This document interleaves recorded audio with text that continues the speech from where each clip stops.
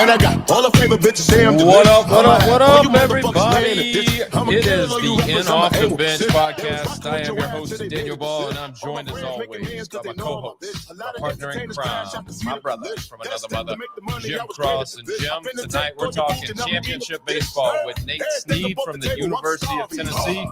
But before Nate joins us, we got to plug the sponsors. You know what that means.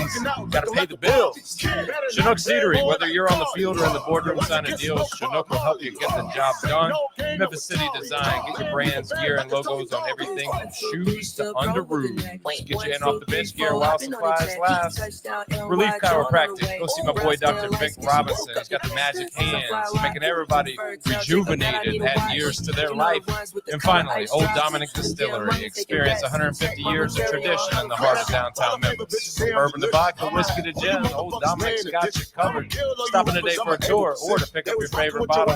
Be the life of your holiday parties. Pick up some Old Dominic. Take 1, 2, 3, 4, maybe 10 bottles with you. And I'm telling you, you'll have a good time. Jim, with that, we got to get to it, man.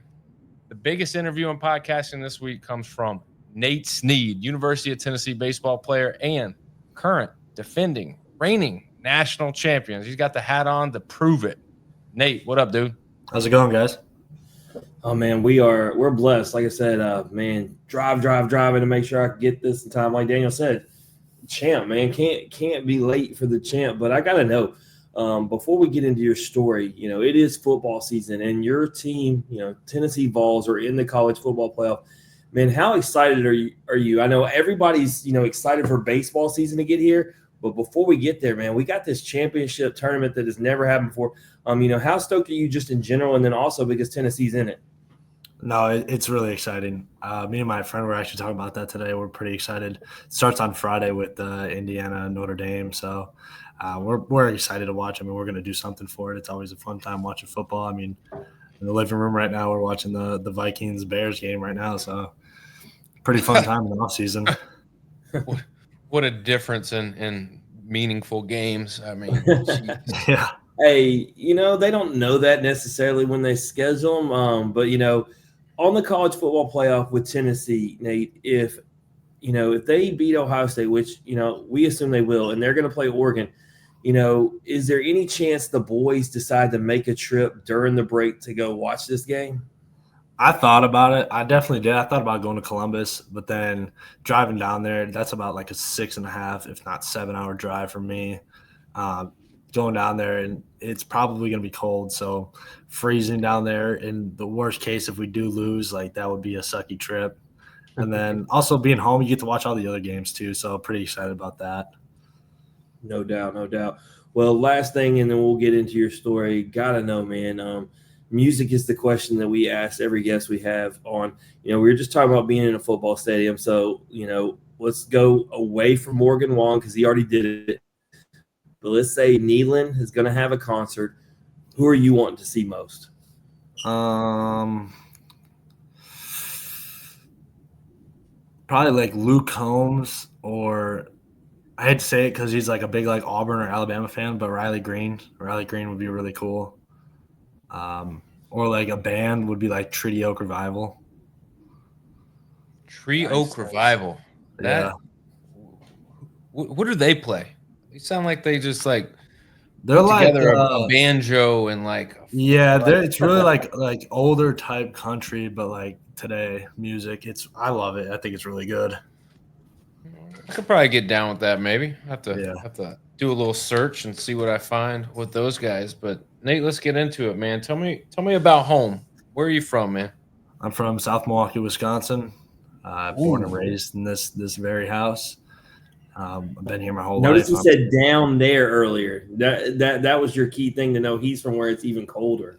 Yeah. What is it a big deal? Is it a big deal? If you're in the Milwaukee area, to say that you're from South Milwaukee, because I feel like Milwaukee is a place. Is it divided like that where you got to represent the South? So my actual city I live in is called South Milwaukee. So it's it's also in South Milwaukee. I don't know. I have to explain that to a lot of people, but that's literally what the city is called, is South Milwaukee. It's not really It's not really a It sounds rivalry. like they were. Yeah, it sounds like the creativity of whoever was creating that city was like, you know what? Let's just call it what it is. Yeah, I mean it's a really weird but small town. It's like 4 square miles where I'm literally, if you go that way about 900 feet, you hit Lake Michigan. So I can see Dang. it from my front yard. So I love it over here. It's a little too chilly up there for a guy like I me. told you, Daniel. I made one trip too many. Hell froze over there. I went there during the winter though, so bad decision making. It's actually Yeah, really warm right now. It's 39 degrees right now. I, It's Daniel, I said warm. warm to you, 39. yeah, I was in Chicago, Nate, and it was -1. Yeah. And I decided at that moment in time, like that was as far north I was ever going to travel. Are you Ever. from Mississippi too? I am not from Mississippi. I'm from Memphis, but Oh, okay. I guess close enough. But Yeah, close enough. yeah, No, she it gave me gets the two. cold. We're both from Memphis, Tennessee. Don't give me that Mississippi claim. I just Oh, live here. you said you live in Mississippi. I just Yeah, but assumed. I don't. I'm I ain't sorry. from. Don't give me the from title. That's Mississippi's my fault. arguably the 50th state in the in the country as far as everything. Don't give me that title. It's rough. It's rough goings in Mississippi. No, But it was. I mean, it was cold the other week, though. I mean, it got down to like 2 or 3, but it felt like negative like 16. It got pretty cold the other week. see, Now it's warming Jim, up. Jim, that's how you know people like are from the north when they refer to it like it felt like it was -16. Bro, I wouldn't even know what that feels like, and like 20 feels like -16 to me. But you are like you have this vantage point that we don't have because Yeah. you've probably felt what -16 actually feels like. Yeah, I mean, But a few years ago, I don't remember exactly, but a few years ago it was like -24. It felt like -55 outside. It was like nobody goes outside in that weather. Like that's cold. that's too much. That is just too much. But man, you mentioned you're in the house that you grew up in. You got mom, dad, brothers, sisters. Yeah, I got my parents in the living room right now. They're overhearing this, and my sister's walking past me right now. So They're probably so happy that their baby boy is home. Holidays. I know my mom is for sure. She's like, "Oh, I got my baby Nate right here," and your Yep. sister's probably wanting to vomit. She's like, "Oh my god." Yeah, I get all the attention when I'm home. My sister gets to just sit in her room now. Jeez. Hey, it is what it is, man. It's nice. It's nice, having that love and having that to come home to, especially with the intensity that you're about to ramp up for, come January. But we'll get into all that. But I kind of want to know, growing up, being a high caliber elite athlete, obviously there's got to be some influences along the way. So who was your biggest sports influence growing up? Probably my dad. I mean, he was always like helping me. I mean, he was my coach for many, many years until I got to high school when the high school coaches took over. But I mean, ever since like day one, he's been always like the one to go get extra work with. And he was always like my coach in my Little League teams. My Little League is literally like a mile, not even from my house. And I mean, I grew up there from like 6 to 15 when I stopped playing there. Like that was like where I lived for a long time. And then I went to high school and we got our own field and everything like that. And then started playing travel baseball. Jim, you see what Nate did there? He knows it's the holiday season. He knows his dad's in the room next to him listening. He's like, "Yeah, my biggest influence was my pops all day." I mean, the thing is, So, no, I mean, baseball and softball, it's always like mom or dad. We just came off gymnastics, they don't ever teach them anything because you don't get that from mom and dad. Yeah, no. it's a tough sport, man. It's hard to learn that without doing it yourself. But talking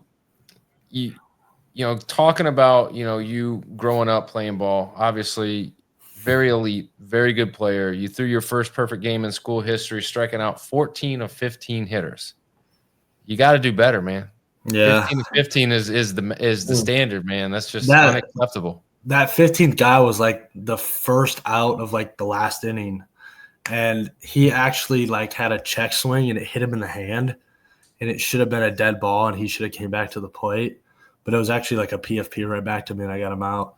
Which like my one coach was like he still to this day will give me crap for it, saying like we should have brought him back and like you would have struck him out and everything like that, but I didn't want to jinx it, so. But it I guess the good thing is you didn't botch the PFP, because that could like when you're cruising like that and then all of a sudden they check one off and like you actually have to make like a move, like Yeah. kind of throws you off a little bit. But you're on top of it. You were, obviously through that, you were also, number 3 recruit out of the state. You had some success, enough to where colleges were like, we need Nate Snead at our place. Like, let's go. So Wichita State comes knocking. Why was it Wichita State the destination for you at the time? I love their coaches. They had really great facilities at that time. I mean, when I had committed there, it was so late. It was like July, because my coaches from Iowa Western, they got a job at Western Kentucky that they took. So then I decommitted and then literally had like less than a month to find a home. And Wichita the coaches were amazing. I loved every one of them, and I had great conversations with them. They have a very beautiful campus. They have very beautiful baseball facilities and everything like that. But then simply just at the end of the year, the coaches got let go and kind of went different places or retired.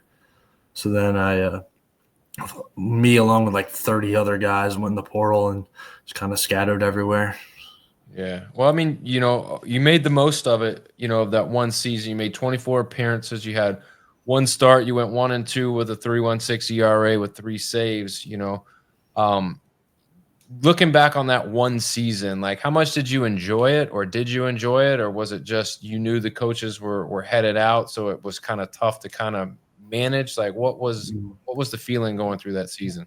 I mean, that season was a lot of fun. Some of those guys are still some of my best friends to this day. Made a lot of good connections there. And some of those coaches I still see around, even during like the season in Tennessee. I saw a couple throughout the year. It was just a ton of fun. I mean, it was a new experience being in college and having different coaches, different teammates, different lifestyle. I mean, living on your own in Wichita, Kansas was pretty different. But then, I mean, towards the end of the year, we kind of had that gut feeling that it was kind of a trial run with the coaches and everything like that. So when we went 0-2 in the conference tournament, we kind of knew it was going to happen. And a lot of people had already like known they were going to go in the portal. So it was just kind of a waiting game. Yeah. So when we talk to guys that, spend any kind of time out of school or even their first college baseball season, there's a lot of lessons. There's a lot of like learning that goes on. What would you say? What was the most important thing that you learned from that one season? Not necessarily just being at Wichita State, but just being a college baseball player in general.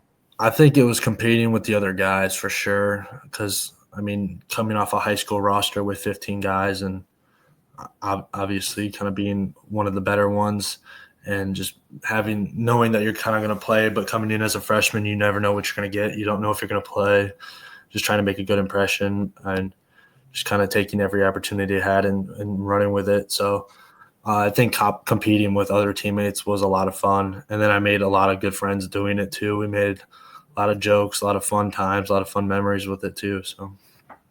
Did you get to play at Memphis while you were with Wichita State? No, they came to us. I gotcha. Yeah, no, that's like I said, that's where we're actually from. And we always hope that, obviously we have our own teams.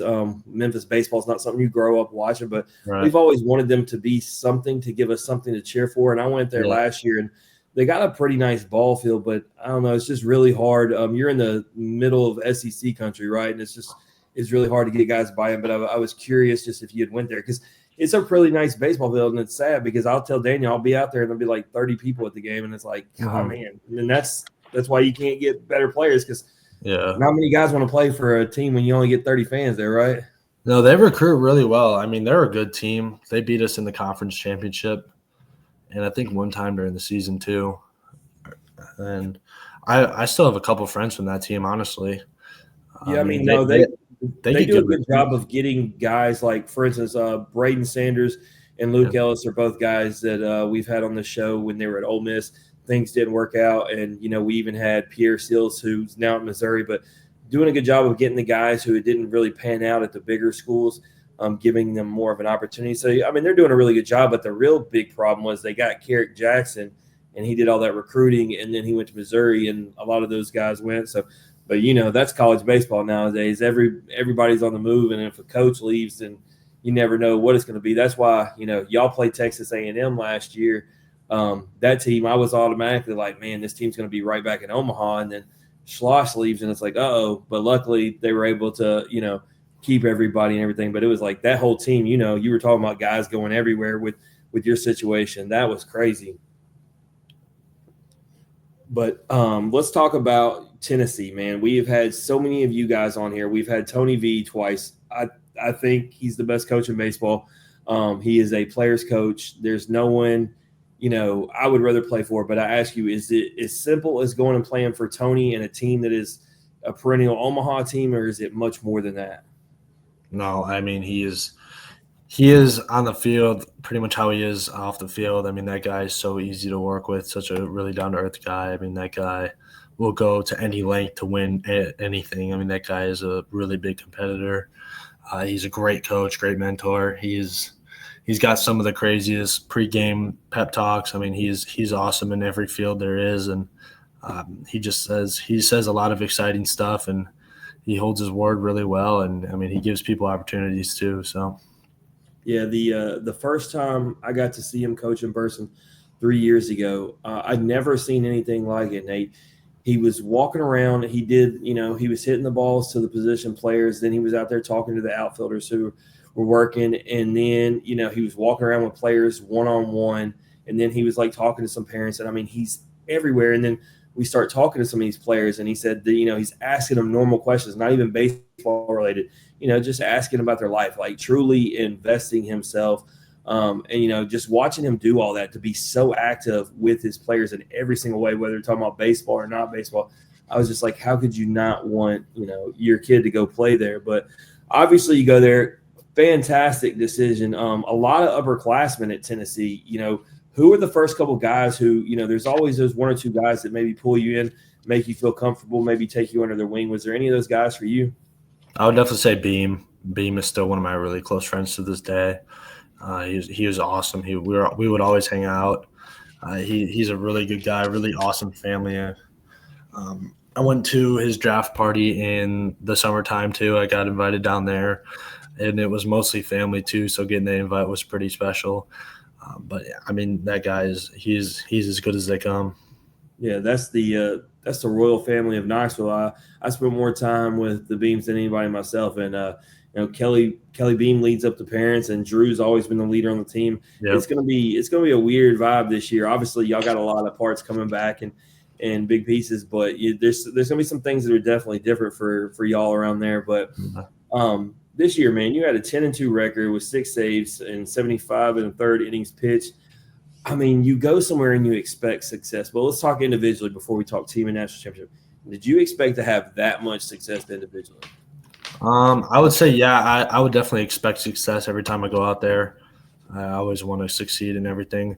But I honestly didn't think I was going to get that many innings, especially coming out of the pen. But grateful for it. It was amazing opportunities, amazing year. I had a lot of fun with it for sure.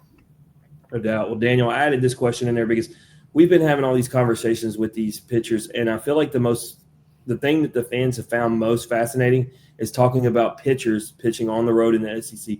So I want to ask you, Nate, in your first year, what do you feel like was your favorite place to go to pitch, whether for the fans being loud and opposing hard, or just because overall you like the environment, the facilities? What was your favorite place to go to on the road in the SEC?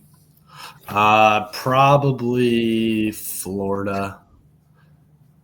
Hey, I think that's the first. So tell, because me and Daniel don't like to go to Gainesville. We're not Florida fans by any stretch of the imagination. So tell us what made it the spot.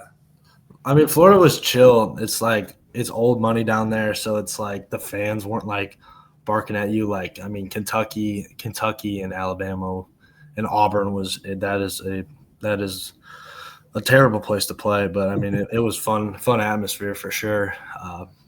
Obviously, Kentucky and Alabama, not two of my better series of the year, but that's besides the point. But Florida was just a lot of fun. I mean, the fans were kind of into it no matter what. I mean, there was a lot of people there, and it was just a calm atmosphere, but also fun.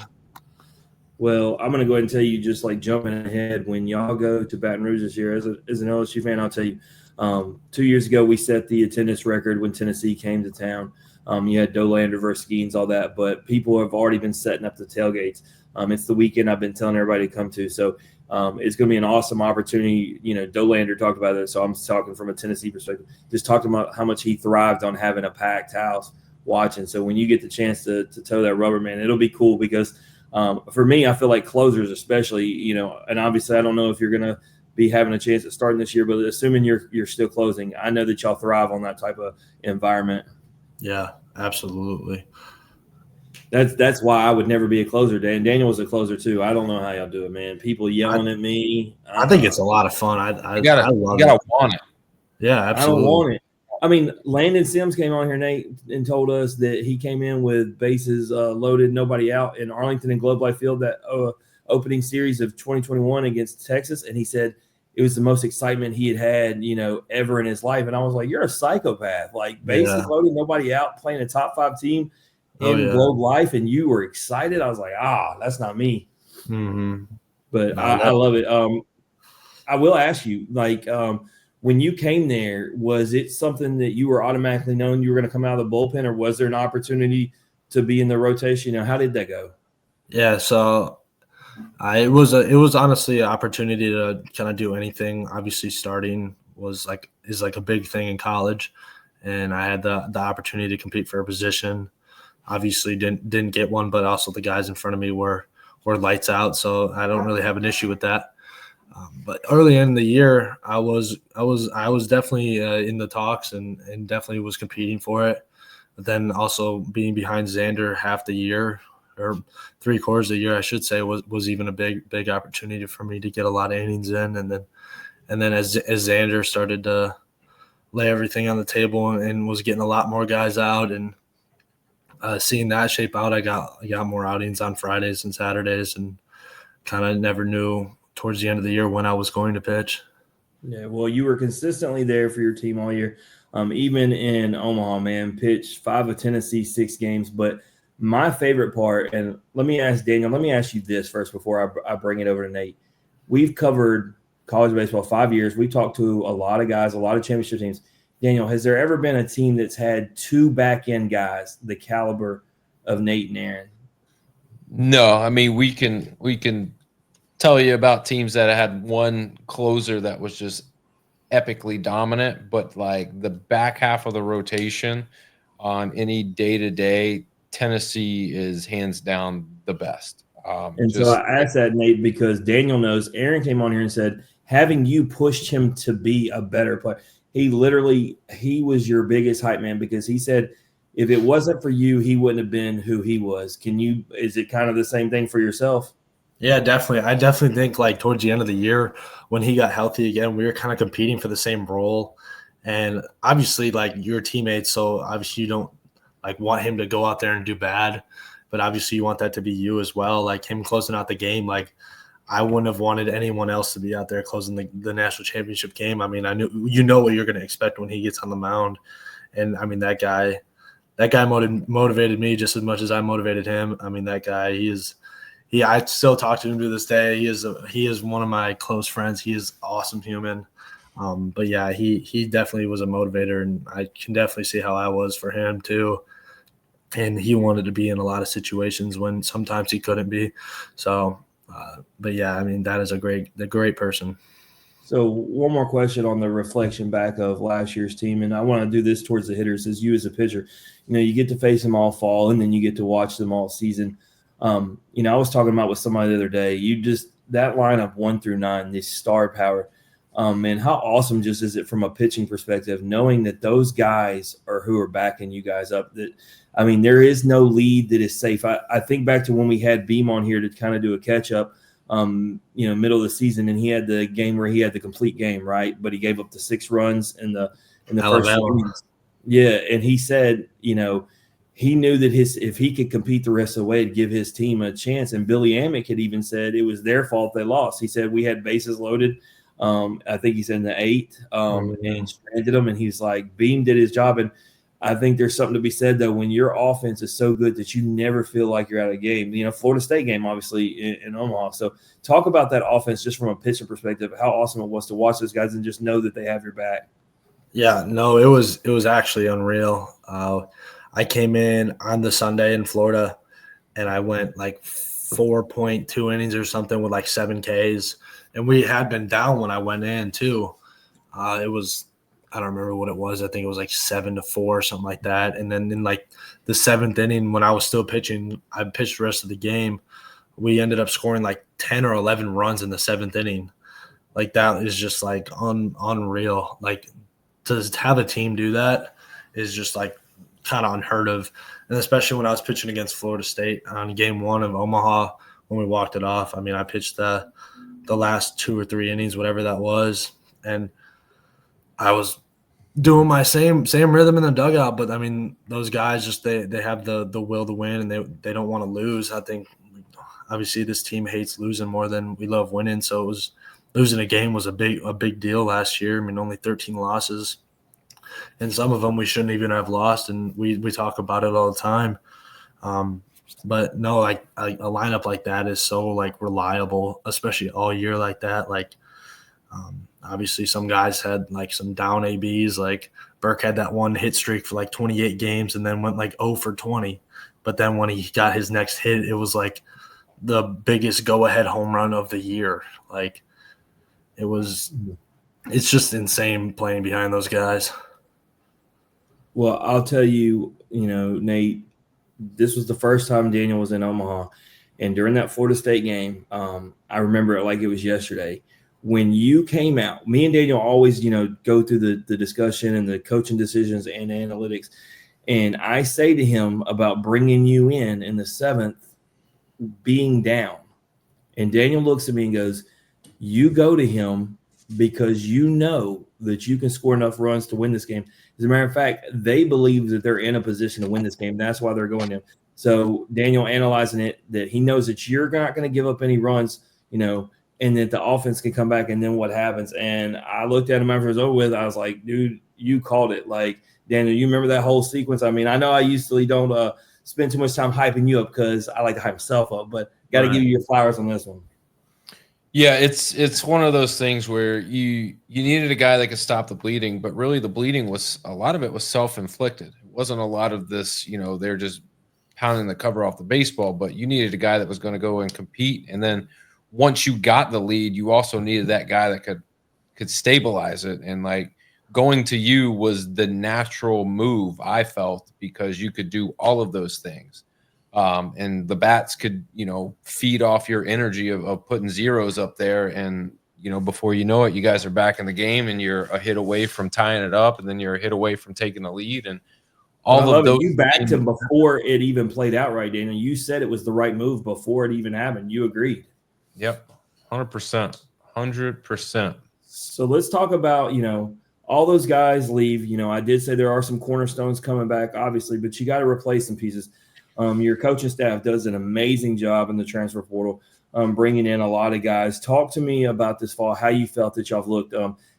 Going back to Billy Amick, one of the things that we knew that y'all were a championship caliber team off the bat was we had him in the fall last year, and he said the chemistry was seamless. He said all the transfers came in, and you would have never known that. It just felt like y'all were ready to play season right now. Has this team been similar to that? How's the fall went? No, the fall was fun. A little bit of rocky start. We had a lot of new guys and just kind of guys who weren't in the program before. The transfers, I would definitely say it was like last year. It kind of just blended in, really took charge of their role and took care of their things. Early on, it was a little tough, but and then when we figured it out, we started to play with each other correctly. And we understand like how coaches and how practice works. It became a lot better, and we learned how to play together. And it honestly it felt like last year, honestly, we were all getting along. We're all cracking jokes. I mean, this team is very competitive. We have a lot of talent. We're just really young. We have a ton of freshmen, a ton of JUCO guys, and then our transfers. That's one of the first ones I wanted to ask you about. I wanted to ask you about Arvidsson, man. I think he has a chance to make a big name. And then I was going to also, it's not JUCO, but, we had Tanner Franklin on here as well. How have both them, we had both them on before they pitched the fall. So how have they done? Yeah, no, they're great. They're great teammates on and off the field. T. Frank is a phenomenal person. That guy is awesome to talk to, hang out. He's actually like one of my locker buddies. So I talk to him every day. Great dude. Arv is my house roommate, so I get to see him every day. They're great people, definitely great competitors as well. So I have to drive to win like everybody else does. Yeah. So hitters, talk to me, man. You get to face them in the fall. Who's I know you can name the whole team, so I'm not asking you to. Just give me a couple of guys who you felt like, man, were really hard to compete against that people really need to know about. Obviously, people know like the Hunter Insleys of the world, but guys maybe they don't know. Yeah, definitely our new guy, Jay Abernathy. He's a really, really tough at bat. He's really good at seeing the ball well out of the hand, very patient up there. And Levi Clark, another freshman, he's a very good hitter. He's very patient up there. He works counts really well. He knows situations really well. He knows where to place the ball. He's a good competitor as well. Obviously Fisher, that guy, I faced him a couple times, and I think total I'm like 7-0 against him. He hasn't gotten a hit off me yet, so I mean, knock on wood. But but Fisher's gonna have bums this year. That's the plan. That's definitely the plan. I mean, he can do it. If anybody's going to do it, he's going to do it. I mean, I didn't face Keelan at all, which kind of sucks because I've known that guy for, 8 years now, and I have yet to face him. But I know he would be a tough at bat. But we got a lot of guys in lineup. Peebs' at bats have been insane. He's going to be a big part of this year's team as well. Yeah, there's a lot of I don't know if it's pressure, but the standard has definitely changed once you win it, and Right. Obviously the target on your back is still there. Like, you've always, I think, had a target on your back, but I think the target on your back is there for a different reason this year, and it's because you are the reigning and defending champions of college baseball. In the past, maybe the target has just been because they don't like bat flips and they don't like a lot of the showmanship that you guys do. Yeah. Which, hey, the swag. The swag. That's the best way to Daniel put it. always said, if you don't want them to flip the bat on you, then don't give up home runs. That's it, babe. Don't give up moonshots, and exactly. You don't have to worry about none of that. But that's how it is. Obviously, Nate, a big season in the works for you guys. Another successful fall. Camp down, and I know you guys are looking forward to kind of taking a step back, relaxing over the break, and then getting back into it to defend. Because if anybody is poised to go back to back, I think you guys are right there. You're one of the top teams, when you look at what you have coming back and what you were able to replace it with. Daniel, you talked about the standard. Tony V has set the standard to go to Omaha 3 out of 4 years. The year they didn't do it, it was an anomaly. The best regular season team I've ever seen. Like, Tennessee is expected to be there now. Yeah, definitely. And, we'll see what kind of, extra motivation that gives. But I think you guys are culturally and mindset wise in a good space to where that doesn't affect you too much. It's, you play every game to win regardless of what you're playing for, obviously, because winning is way more fun than losing. Yeah, so, absolutely. Like Mr. Cross said, it's like you're expected to win. Like, you're expected to go to Omaha. Like, it's kind of like the normal thing now in Tennessee baseball. Like, if Tennessee doesn't make it to Omaha, that's like a considered failed season. Like, with the amount of work and the people we have part of this program, it's definitely expected for sure. Daniel, we almost made it to the 500th guest before I was called Mr. Cross. Mr. Cross. I love it. It was good. That was a great The grays segue. in the beard have now called me Mr. Cross. Yeah. So Nate, we're at a point at the end of the episode where we play a little game called This or That. Okay. We've had 500 guests. You don't want to be the only one not to play, right? Correct. All right. So cool. It's very simple. I'm going to give you two options. All you got to do is choose one of the options. Can't say both. Can't say neither. Just go with your head, go with your heart, go with your gut, or pick one. Yes, sir. Basically it. Jim, this or that. Big this or that segment. Who's it brought to you by? Chinook Cedary, 8 flavors, mild to wild, the best in the game. I believe, Daniel, I don't know if we've got the new Tennessee ambassador set up. Just put in code BEAM32 for now. It's never going to be old. No, never. I'm sure you've been traveling today, Jim. I'm sure you had a few bags of some of those 8 flavors, mild to wild. The coolest thing I saw, Daniel, I love social media. They'll find anything, they'll post anything. They had them on the sideline of the Eagles game yesterday. The players did. Big shout out to Chinook. Got Eagles eating, and they're the hottest team in the NFL right now. Mm-hmm. I mean, it's the Eagles, so you might have thought it was jalapeno ranch, but it was probably dill pickle. Let's be real, it's the Eagles. That seems like the flavor of choice for those jabronis. But anyways, Nate, on to the game, my man. First question out the gate: coffee or energy drink? What you drinking on? I mean, if I don't drink either of those, but if I had to choose one, energy drink. Is it because of the flavor, because of the taste? I hate coffee. Coffee is horrible in my opinion. I mean, Jim thought that too, and here he is, 15 lattes deep, just going to town. Man, you yourself said that's like chocolate milk. It is. It's like a latte. If you're adding flavors to it, it might as well be chocolate milk. But it's the holiday season, Nate. Obviously, people have their go-to meals, but there's always a choice: ham or turkey. Turkey. Turkey. I was on the ham train for a really long time, and I still like a nice honey-baked ham. Yeah, for sure. But I smoked a turkey this year for the first time for Thanksgiving, and it was phenomenal. Yeah, phenomenal. And it's just like it's a normal dinner in my opinion. It almost makes me want to cook a turkey more often throughout the year and not just on that one day. Is that what you're gonna have for Christmas? Is turkey?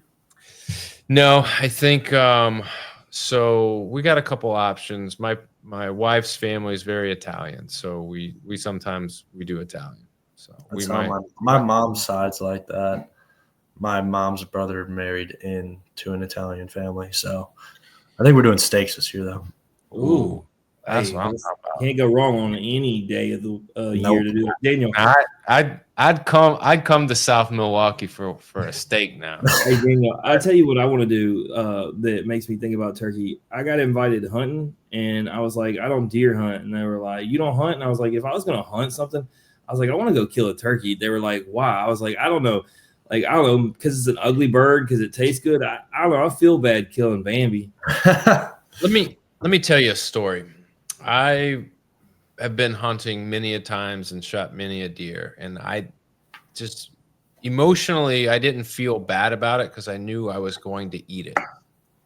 Today, I was running this morning, and there's deer throughout my neighborhood, and I watched two deer. One ran right through the intersection unscathed, ran like 2 feet in front of my face and just stopped. But his buddy got smoked, and I felt horrible for that deer. I felt bad. I don't know why. I was like, oh my God. Maybe because I saw it. All the Disney movies with your daughters. I'm telling you, man, my heart has gotten soft after having 2 girls. But man, that was tough to watch. I felt bad for that deer. But anyhow, that's my story. On back to the game. Black uniforms or the rest of the kit. You can have one and only one. The blacks or the others. Probably like you're talking about like our black uniforms. Yeah, I'm probably taking the blacks. Yeah, they're pretty sweet. Yeah, they're sweet. We actually got to keep ours. Mine's in my room That right and they now. win them a lot. Yep, facts. Facts. Yep. I do like the smoky grays, bro. I No, really, the smokes are fire. yeah, those are good. Good unis. Lake or beach? A lake for sure. I hate the beach. Lake. I'm not gonna lie.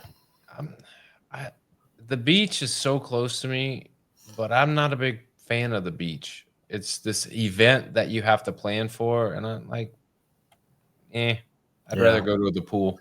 But if you have access to a boat, a lake is where it's at. Yeah, Oh. lake for sure. All right.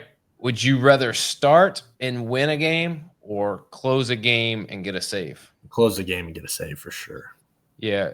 Are you someone who, like, do you prefer the pressure of coming in the middle of an inning with runners on and like there being stakes in it? Or would you rather just start the inning fresh, or even coming in the inning, fresh with nobody on, or, nobody out, or maybe nobody on, or one out? I mean, either one is fine with me, but honestly, coming in with guys on, like, that's a different feeling, especially knowing that like the coaches trust you in that moment to be that guy in the position.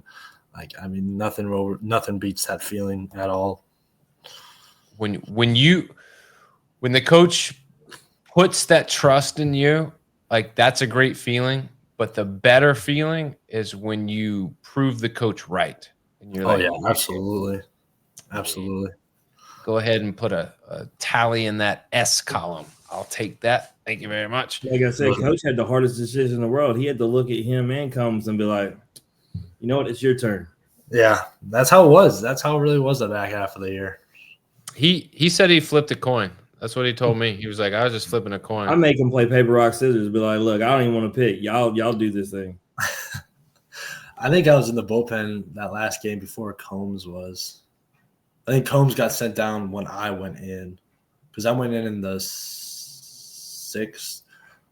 I think I came in with 1 or 2 outs in the 6th, and then got pulled after 1 out in the 8th.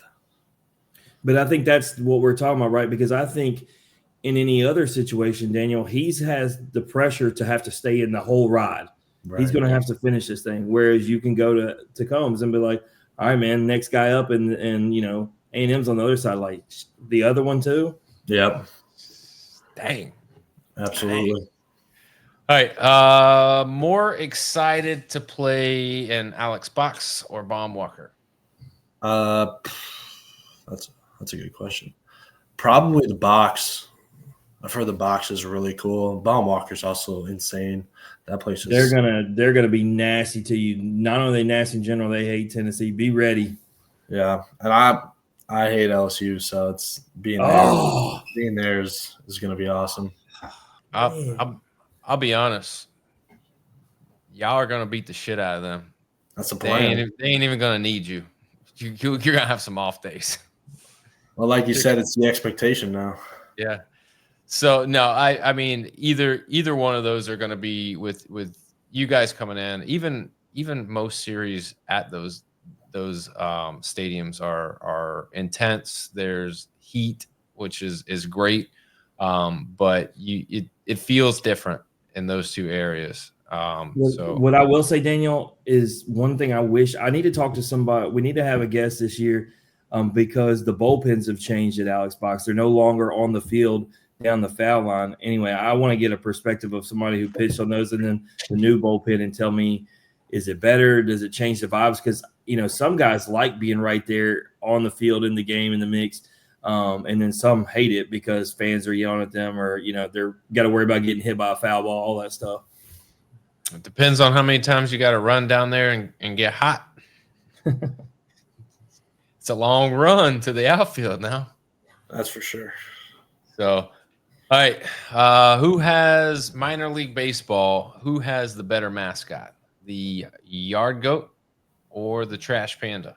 Trash panda for sure. Rocket City. That's such a unique. I mean, so is the yard goat, but that trash panda, that logo is insane. That logo is amazing. There's some. He's got friends on both teams, so he could go either way with it. But Simo's currently with trash panda, so not a bad choice. No, not at all. All right, Nate. Last question. This is a big one. Would you rather be the number one pick in the draft, or would you rather win a second national championship? I mean, it gotta be 1-1, right? Obviously, 2 national championships is cool, but like, I mean, That's we did already just, win one. That's so just it's greedy. Like, That's yeah, exactly. Well, that was the right answer, and no one ever gives us the right answer. Being 1-1 is special, and I can't like being a national champion and 1-1 like Skeens was like that is. I mean, that is just unheard of. But here's the thing. And Daniel always throws out to these guys who say championship. $10 million comes with that 1-1 too. Like, it's not even just being the number one pick. That's a lot of money, right? But Nate, man, like, you've already done the hard part. You won the first one in school history, so like you're always going to be the king around there, no matter what. So winning a second one's not going to give you any more. It's not going to elevate your status any more than where you're at. So exactly. Being 1-1 is the answer, I think. Yeah, I definitely would agree. That's great. That's great. Well, I will say this on a pro note, Daniel, because obviously we do Nate probably don't know this. We do pros and Joes, which we have all the guys who've been on and off the bench who are now in the minors or in the pros. Obviously, Tony V has, I think, 8 guys, 7 of which are our guests, are now in the pros. I genuinely think, Daniel, by the time we're in maybe 2027, you're literally going to be able to say like 25, and I'm not exaggerating, dude. They're going to be everywhere.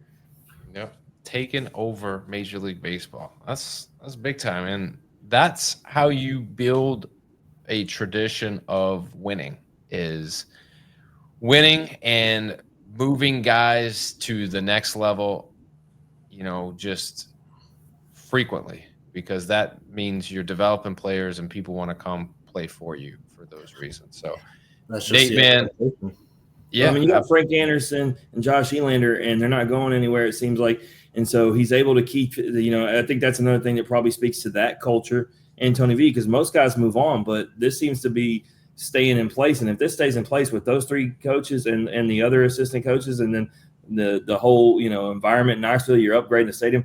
Like, this isn't fixing to fall off. This is crazy. I mean, this is going to be, LSU has been the standard, and then you really had Texas, even though I haven't won a lot lately. But I mean, you're going to be able to put Tennessee on that top line with LSU and Texas as the standard for permanent. Absolutely, definitely. Well, Nate, anything you want to plug or promote before you get out of here, man? No, sir. Oh, hey, when do you open up? You got to know, right? What's the date? What's February 14th? There it is. Valentine's Day, the day of love. You're going to go out there and celebrate with that special someone. If you're in Knoxville, might as well go to the game. You guys opening up at home? Yeah, we are. We're at home until we go to Houston, and then we're home again until I'll see them in Houston, Daniel. I get to see them in Houston, in Knoxville, in Oxford, and in Baton Rouge.